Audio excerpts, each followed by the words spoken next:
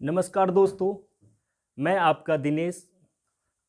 आज आपके channel third I of success में आपका स्वागत है। हर दिन के भांति आज हम आपके समक्ष एनर्जी यानी ऊर्जा के टॉपिक को लेके आपके समक्ष प्रस्तुत हुए हैं। और एक जानकारी है जो आप लोग के लिए, जो रांची स्टूडेंट हैं, झारखंड के वासियों के लिए, कि हमारे ऑफलाइन बैचेज में सक्सेस कोचिंग सेंटर रांची, जहां नारायण मार्केट पिस्का मोड़ में स्टार्ट हुआ है, और दूसरा ब्रांच है जामटोली रोड सरस्वती शिशु विद्या मंदिर बेड़ो में। और जिन किन्हीं को आपके कोर्सेज का रिक्वायरमेंट हो, नया बैच मेरा 10 तारीख से प्रारंभ हो रहा है, तो आप इस नंबर पे कांटेक्ट करके ज़्यादा जानकारी प्राप्त कर सकते हैं। और यहाँ सारी तरह की तैयारियां करवाया जाता है। तो हम लोग आज अपने टॉपिक पे लौटते हैं और ज़्यादा जानकारी के लिए इस नंबर पे संपर्क करें। चलिए, आज हमारा जो टॉपिक है वो है ऊर्जा। उसको हम लोग इंग्लिश में एनर्जी कहते हैं। और ध्यान से थोड़ा समझने की कोशिश करिएगा और हम समझाने की कोशिश करते हैं। ऊर्जा मेनली बहुत प्रकार के होते हैं, ध्वनि ऊर्जा, ऊष्मीय ऊर्जा, प्रकाश ऊर्जा, द्रव्यमान ऊर्जा, लेकिन हमने सारे नहीं पढ़ना है। हमें जो हर बार एग्जाम में पूछा जाता है गतिज ऊर्जा और स्थितिज ऊर्जा, जहां से आपके मैक्सिमम क्वेश्चंस बनते हैं, इस पे न्यूमेरिकल बेस हो, वो आज हम सारे क्वेश्चंस देखने की कोशिश करेंगे। उसके बाद सापेक्षिकता का सिद्धांत भी देखेंगे, थ्योरी ऑफ रिलेटिविटी, जो द्रव्यमान ऊर्जा से संबंधित है, जो आइंस्टीन दिए थे। चलिए आते हैं हम लोग इसको देखते हैं। जो मेनली हमें दो प्रकार के पढ़ना है। पहला है गतिज ऊर्जा, जिसको इंग्लिश में काइनेटिक एनर्जी कहते हैं। Kinetic energy. और दूसरा है स्थितिज ऊर्जा। स्थितिज ऊर्जा, जिसको हम लोग पोटेंशियल एनर्जी कहते हैं। पोटेंशियल एनर्जी, ध्यान से समझिएगा। इसका एक फॉर्मूला है, जहां से आपको हर बार क्वेश्चन पूछता है और फॉर्मूला बताएंगे, उसको डिफाइन करते हैं। जैसे काइनेटिक एनर्जी को शॉर्ट में हम लोग के ई लिखते हैं, के ई ऐसे भी लिख सकते हैं। इसका होता है 1/2 mv², ठीक है। और इसमें जो है वेयर एम हो जाता है मास है आपका, एम मास है, और v से वेलोसिटी v = और ये m है, तो इस पे रिलेटेड है। और देखिए वेग का दुगुना है, स्क्वायर है इसका।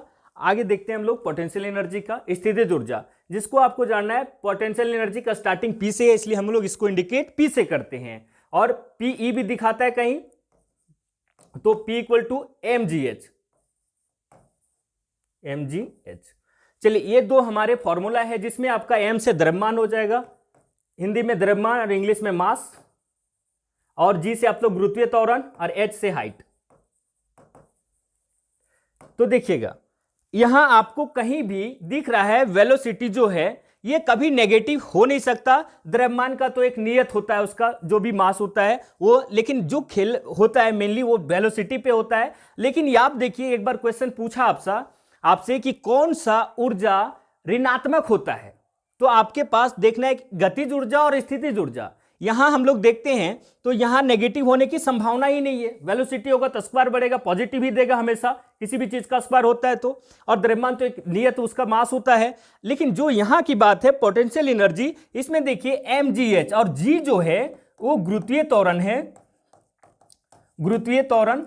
और जब कोई वस्तु को ऊपर फेंकिएगा, ठीक है, जब कोई वस्तु को ऊपर फेंकेगा तो गुरुत्वीय त्वरण क्या होगा? नेगेटिव होगा। जब वो, क्योंकि ड्यू टू ग्रेविटी अगर गिरेगा तो वो पॉजिटिव होगा, लेकिन जब ऊपर फेंकेंगे तो नेगेटिव आएगा। तो इसीलिए ये ऋणात्मक हो सकता है, जी आपका ऋणात्मक होगा। इसलिए ये कौन सी ऊर्जा आपका ऋणात्मक हो सकता है? स्थितिज ऊर्जा। इसलिए हम इंपॉर्टेंट है आपको फॉर्मूला जाना है। एक बार बोलिएगा, के = 1/2 mv², और एक है स्थितिज ऊर्जा P = mgh। चलिए आते हैं हम लोग नेक्स्ट उसके बाद इसी तरह से बहुत सारे क्वेश्चन है जो हम लोग देखने की कोशिश करेंगे हर एक स्लाइड में। चलिए पहला क्वेश्चन है, भाषा से ही है रिलेटेड, पढ़िएगा। कणों की गतिज ऊर्जा, बहुत अच्छा क्वेश्चन है। कणों की गतिज ऊर्जा किसमें अधिकतम होती है? अब देखिए कोई भी चीज है, यहां ध्वनि की बात नहीं कर रहा, यहां हमें सिर्फ ऊर्जा को देखना है कि किसमें गतिज ऊर्जा अधिक हो सकती, कहां जल्दी से ज्यादा, मतलब आप लोग पढ़े होंगे जिगजैग मोशन। जिगजैग मोशन होता है कि जल्दी से जिधर जितना मूवमेंट होता है, तो जिगजैग मोशन तो कहां ज्यादा मूवमेंट देखने को मिलेगा, द्रव में या ठोसों में? तो वहां तो होगा नहीं, क्योंकि वहां वो संकृत, उसमें मास ज्यादा होता है, तो वो तो होगा नहीं। ठोसों में तो होगा नहीं, द्रव नहीं। सबसे ज्यादा अगर फ्री स्पेस देखा जाए वो गैस में होता है। तो इसका आंसर क्या हो जाएगा? गतिज ऊर्जा, क्योंकि सबसे अगर अधिक गति होगा तो गैस में होगा, सबसे अधिक गति गैस में होगा, और क्योंकि गैस में ज्यादा फ्री स्पेस पाए जाते हैं, इसलिए इसका आंसर क्या हो जाएगा?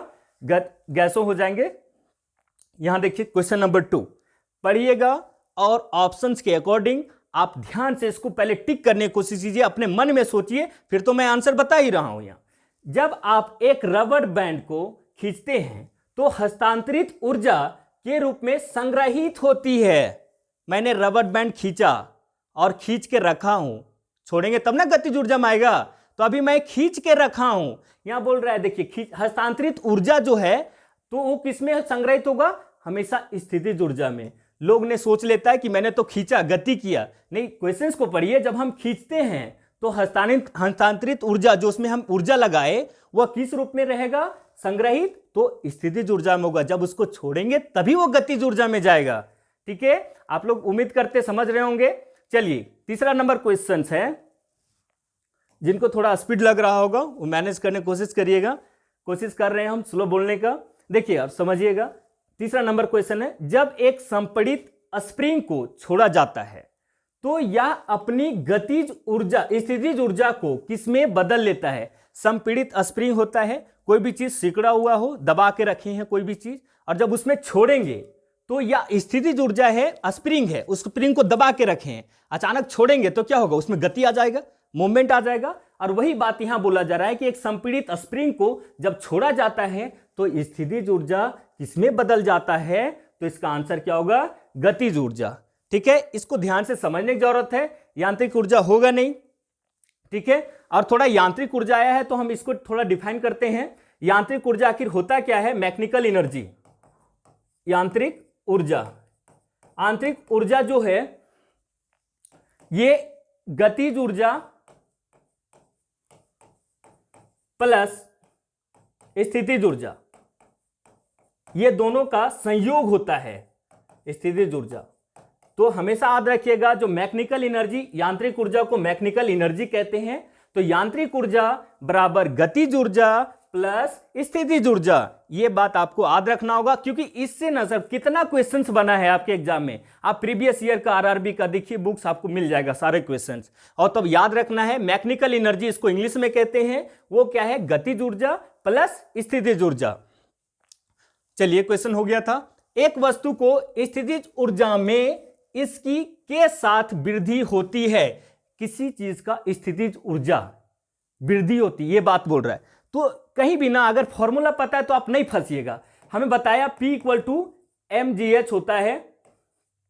तो देखिएगा, द्रव्यमान एक नियत होता है कोई भी चीज का, लेकिन ये जो बात है निर्भर करेगा, जी तो अलग बात है, नेगेटिव जाएगा चाहे पॉजिटिव जाएगा ये अलग बात है, गुरुत्वीय त्वरण है, लेकिन सब जगह तो 9.8 है, उसका कांस्टेंट वैल्यू दिया है, इस पे निर्भर नहीं करेगा। जो मेन निर्भर करेगा वो हाइट पर करेगा। हाइट आप जितना ऊपर उठा के ले जाइएगा उतना पोटेंशियल एनर्जी बढ़ जाएगा, यानी स्थितिज ऊर्जा क्या होगा? वृद्धि होगा।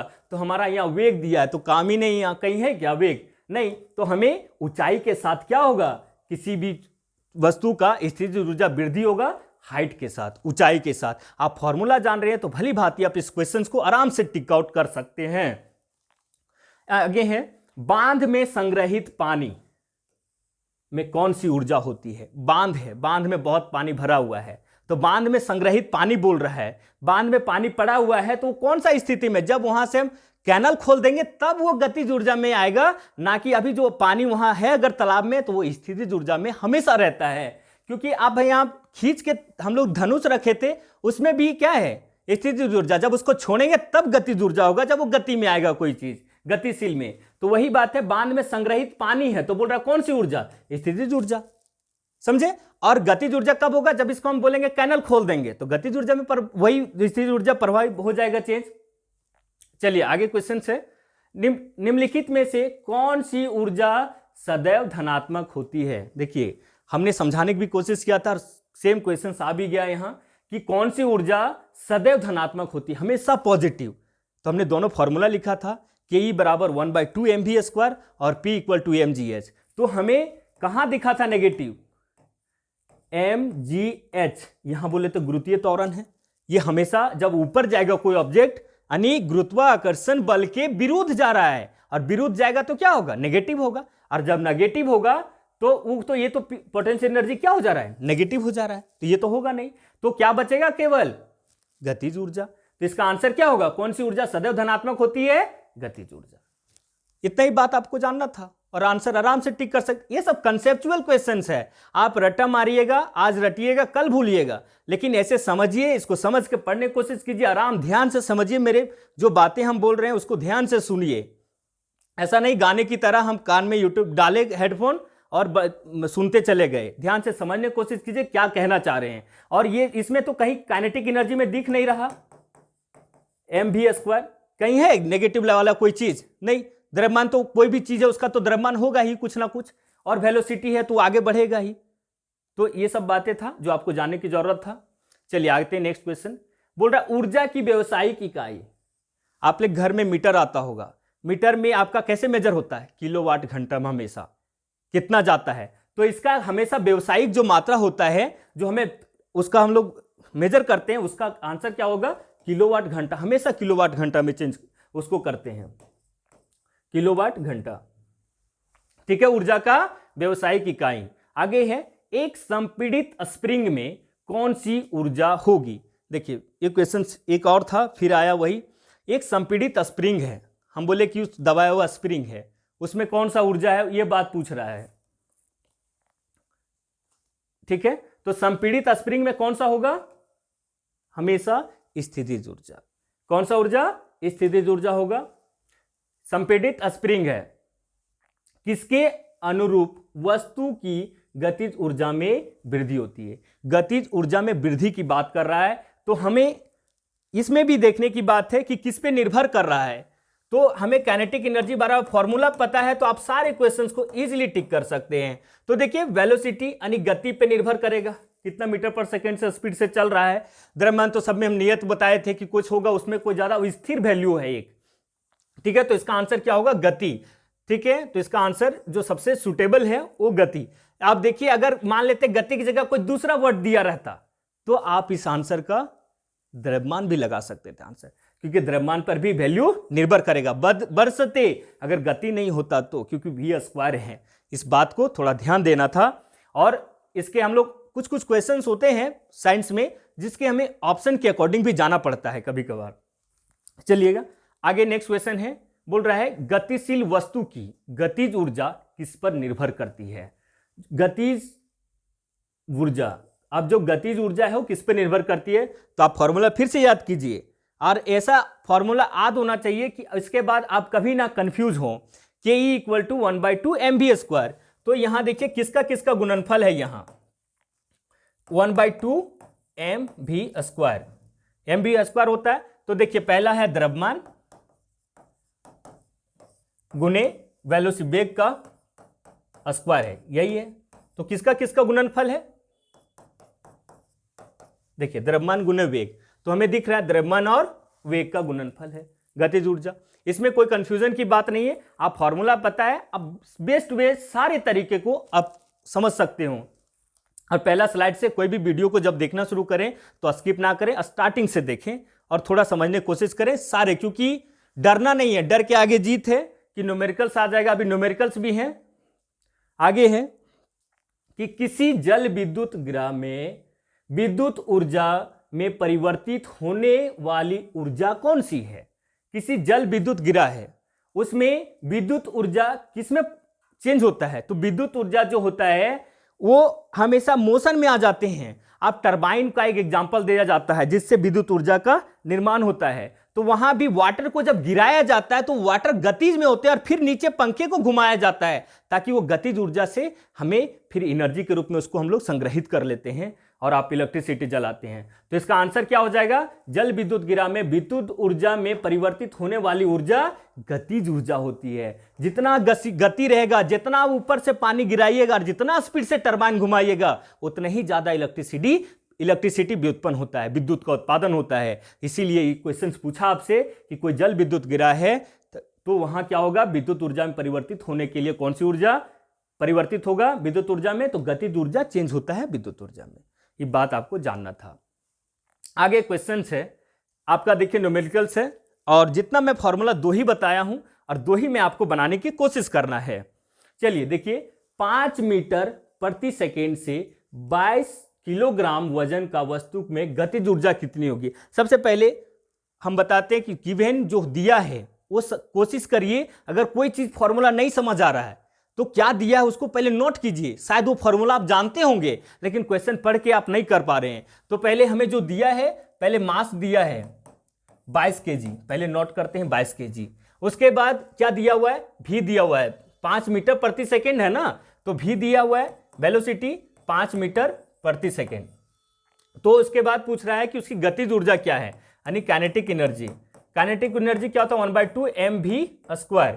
तो पुट करिए वैल्यू, बस यहां दिख रहा है कि सब तो उसी पे है, एम और भी दोनों दिया है तो पुट करने की जरूरत है। एम आपका 22 हो गया गुने v² यानी 5 का स्क्वायर हो जाएगा, 5 का स्क्वायर इक्वल टू 1/2 गुने 22 गुने 25। ये कट जाएगा, 2 11 हैं। अब यहां हम लोग गुना कर देंगे, 11 × 5 = 55 का 5 हाथ बाकी बच जाएगा 5, 11 दूनी 22, 22 और 5 27 जूल होगा। क्योंकि कल भी हम बताए थे कि इसका मात्रक क्या होता है? ऊर्जा का जूल होता है। तो हम जो बता रहे हैं आपका पहले वर्क हुआ, आज एनर्जी है, ऐसे करके कंटिन्यूसली चल रहा है। तो इसका आंसर क्या हो जाएगा आपका? 275 जूल। ठीक है, आगे है, नेक्स्ट स्लाइड देखते हैं। यहां 15 किलोग्राम की एक वस्तु जब भूमि से 10 मीटर की ऊंचाई पर हो तब इसमें निहित ऊर्जा कितनी होगी? यहां 10 मीटर हो की ऊंचाई होगा, 10 मीटर, हाँ मीटर होगा, ठीक है, ये मीटर होगा, 10 मीटर की ऊंचाई पर हो तब क्या होगा? इसमें निहित ऊर्जा क्या होगा? तो यहां देखिए 5 किलोग्राम की वस्तु जब भूमि से, देखिए ऊंचाई दे दिया है। अगर नहीं पता है, चलिए हम जानते कि फॉर्मूला नहीं पता है हमको, पहले सर नोट डाउन तो कीजिए क्या दिया हुआ है। आप पहले हड़बड़ा जाइएगा तो नहीं बन पाएगा फिर क्वेश्चन।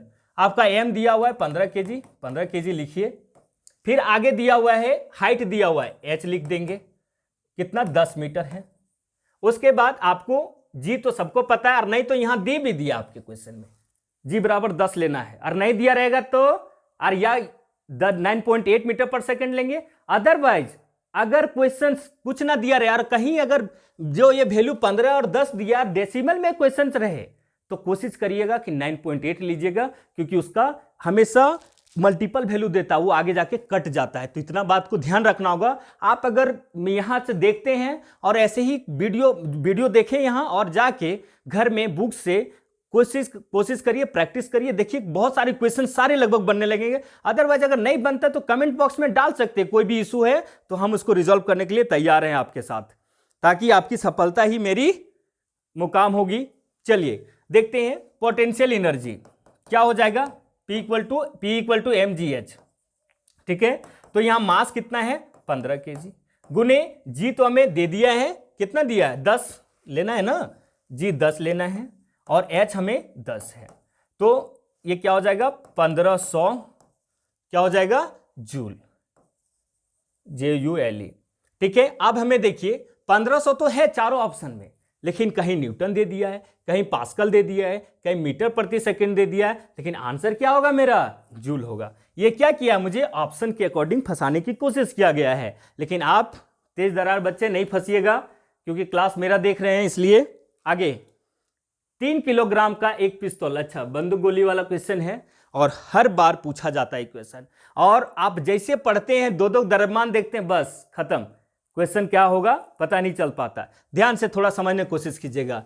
3 किलोग्राम की एक पिस्तौल से 180 मीटर प्रति सेकेंड वेग से 40 ग्राम की गोली क्षैतिज दिशा में, एकदम सीधा मारते हैं गोली ना, क्षैतिज दिशा में चलाई जाती है तो पिस्तौल का प्रतिघाती वेग क्या होगा? बहुतों को तो प्रतिघाती नहीं समझ आया होगा। प्रतिघाती आखिरकार होता क्या है? आप जब बंदूक चलाते हैं तो बंदूक आगे, गोली आगे जाता है लेकिन झटका पीछे देता है, तो झटका जो पीछे देता है इसी को प्रतिघाती वेग बोलते हैं, कि गोली जब चला तो हमें कितना पीछे झटका दिया, ये सबसे बड़ी बात है। तो इसमें हमें पता है क्रिया बल माइनस प्रतिक्रिया बल, न्यूटन्स का कौन सा लॉ? Third law. आगे हम मोशन का चैप्टर भी लेकर आएंगे और फिर हम आपको बताएंगे ज्यादा, इससे उसमें डीप जाएंगे हम लोग। आज हम लोग इस पे बेसिस क्वेश्चन है ऊर्जा से संबंधित, इसलिए हमने उसको लेकर आया है। देखिएगा तो यहां क्या हो जाएगा, जब दो प्रकार के हमें देखने हैं तो सबसे पहले यहां देखिए केजी में दिया है और यहां गोली ग्राम में है। कभी भी कोई भी क्वेश्चन अगर फिजिक्स का बनाते हैं तो हमेशा उसका एसआई जो है यूनिट, उसको सेम करने की कोशिश कीजिएगा। यूनिट सेम रहेगा तभी आंसर आएगा, ना तो फंस जाइएगा कितना भी दिमाग लगा लीजिएगा। तो पहले हमें आ दे कि क्रिया बल माइनस प्रतिक्रिया बल, या पहले आप लोग गिवन लिख लें इसका। एक एम है, ठीक है, M1 मानते चाहे M मान लेते हैं, बड़ा वाला M मानते हैं, ठीक है। बड़ा वाला M कितना? 3 kg है। kg को हम ग्राम में पहले चेंज करेंगे तो 1 kg बराबर 1000 ग्राम, तो कितना हो जाएगा यहां? 3000 ग्राम, 3000 ग्राम, ठीक है। उसके बाद है आपका भी दे दिया है, भी दे दिया है 180 मीटर पर सेकेंड, ठीक है। और जी कितना? एक और जो गोली का है, ये किसका था? पिस्तौल का, पिस्तौल का द्रव्यमान था, ठीक है। और यहां होगा गोली का द्रव्यमान, गोली का द्रव्यमान, गोली का द्रव्यमान, ये गोली है, ठीक है।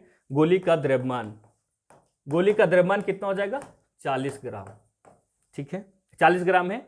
तो हमने क्या बोला कि न्यूटन्स का थर्ड लॉ, इसमें क्या हो जाएगा? न्यूटन्स का थर्ड लॉ, बड़ा एम लिखते हैं और भी छोटा, ये बड़ा बड़ा है, आगे है माइनस एम लिखे और भी लिखे, ठीक है। ये छोटा छोटा है, ये बड़ा वाला है। आगे देखते हैं, ये क्रिया बल माइनस प्रतिक्रिया बल, माइनस हो जाएगा। आगे लिखिए, ये देखिए एम हम बड़ा वाला पिस्तौल वाला लिखिएगा, इधर इधर पिस्तौल एक तरफ, एक तरफ पिस्तौल, एक तरफ गोली, गोली वाला। तो पिस्तौल वाला कितना था? ग्राम में लिखिएगा 3000 ग्राम, 3000 ग्राम। और इसका वेग निकालना इसी का कि कितना पीछे झटका दिया, तो पिस्तौल ना झटका देगा कि गोली? पिस्तौल, तो पिस्तौल ना लिखेंगे, तो पिस्तौल वाला ही तो निकालना है हमें, बराबर माइनस है ही, ठीक है। एम हमें दिया हुआ है 40 ग्राम, 40 ग्राम, और गुने वेग किसका? गोली का वेग, गोली का वेग कितना है? अच्छा यहां लिखे हैं, ये गोली का वेग है आपका, गोली का वेग, वेग, ठीक है। ये गोली का वेग है कितना है? 180 मीटर पर सेकेंड, 180 मीटर पर सेकेंड। यूनिट लिखने की जरूरत नहीं है, बस आप खाली याद रखिए कि इस यूनिट को एक में सेम कर देना है और कुछ नहीं लिखना है। हमें भी निकालना है, तो भी बराबर निकालेंगे माइनस 40 गुने 180 बटे क्या हो जाएगा? 3000 ग्राम, ठीक है। अब हम काट करने की कोशिश करते हैं, 1 0 1 0 इधर खत्म, आगे बच जाएगा आपका 6 तिया 18, 6 पचे 30, ठीक है, ठीक है। आगे आप भी हो जाएगा 180 मीटर प्रति सेकेंड, गलती नहीं किए हैं ना। चलिए आगे काटेंगे, 4 तिया 12, 40 ग्राम है, 3000 ग्राम, ठीक है। 4 तिया 12 बटे 5 आएगा। अब ये लेकिन माइनस में हमेशा है, तो माइनस में करिएगा, काटिएगा, आंसर आ जाएगा इसका गा नंबर -2.4 मीटर पर सेकेंड, ठीक है। याद रखिएगा मीटर पर सेकेंड में मेरा चल रहा था, तो ये वेग निकल रहा था ना, तो ये आपका आंसर आ जाएगा। आगे आइएगा, आप काट तो लीजिएगा ना, 5 दूनी 10 और 5 चौके 20, काट लीजिएगा, -2.4 आ जाएगा। फिर बोलिएगा नहीं सर काट के नहीं छोड़े, तो ये आपका लिखा हुआ आगे स्टेप। चलिए नेक्स्ट है जो मेरा हिसाब से लास्ट स्लाइड है ये मेरा, और देखिएगा ये क्वेश्चंस को थोड़ा समझिएगा, ऐसा क्वेश्चन आता है, मैं आपको प्रूफ करके दिखा देते, लेकिन आपको प्रूफ करने की जरूरत नहीं है ऐसा क्वेश्चन में। यदि साइकिल की गति दोगुनी हो जाए तो गतिज ऊर्जा कितनी गुनी हो जाएगी, यहां कितनी गुनी हो जाएगी बोला है, कितना बढ़ जाएगा कितना घट जाएगा सब कुछ नहीं बोला है। तो आपको सीधा ज्यादा दिमाग नहीं लगाना, कितना गुना है तो हमें 2 का बोलेगा तो हमें पता है काइनेटिक एनर्जी बराबर क्या होता है 1/2 mv² होता है। ठीक है, तो हमें v² कोई भी बोले द्रव्यमान निस्थिर रहता है, नियत रहता है, इसको टेंशन नहीं लेना है। वेग बोल रहा है, गति उसकी 2 गुनी हो जाती है। जब उसका वेग 2 गुना हो जाएगा तो उसका जब भी 2 होगा, v अगर 2 होगा, अब बोल रहा है 2 गुना हुआ तो v² हो जाएगा हमेशा। तो स्क्वायर जब होगा v² तो क्या हो जाएगा बराबर 4 हो जाएगा, तो हमेशा 4 गुनी हो जाएगा। अगर 3 बोले तो 3 का स्क्वायर 9 हो जाएगा, 9 गुनी हो जाएगा। 4 बोले तो 16 गुना हो जाएगा। यानी स्क्वायर पे निर्भर कर रहा है, हमें स्क्वायर करके लिख देना है। ये आपको ऐसे करना है, लेकिन हम इसको प्रूव कर देते हैं आपके सामने कि कैसे होता है। ठीक है, वो तो आपके हो गया आद करने के पार्ट। क्या आद क्या करना है, 2 का स्क्वायर 4, 3 का स्क्वायर 9, ये तो आपको जानते ही हैं कितना गुना हो जाएगी। फिर भी हम प्रूव कर देते हैं। कितना बोला है वेग, पहले मेरा तो ये ओरिजिनल है ये। ठीक है, हमें दूसरा देखना है कि वेग जो बोला है कि 2 गुना हो जाएगा, 2 भी हो जाएगा। चलिए पुट करते हैं हम लोग, के = 1/2 m। अब v के जगह पे क्या बैठाएंगे 2v, और 2v का होल स्क्वायर करेंगे। ठीक है, जब होल स्क्वायर करेंगे तो हमें निकल के आएगा 1/2 m और 2 का स्क्वायर 4 और v का स्क्वायर। अब ये हम 4 को बाहर कर दें, 4 बाहर करेंगे और ब्रैकेट में लिख देंगे 1/2 mv²। ठीक है, अब देखिएगा 1/2 mv² क्या हो, किसके बराबर होता है, ke के बराबर होता है। ke के बराबर होता है ना, तो ke के बराबर होता है तो हम यहां लिख सकते हैं 4ke, और ये मेरा ओरिजिनल ke था। ठीक है, तो देखिए कितना गुना हुआ, 4 गुना हुआ।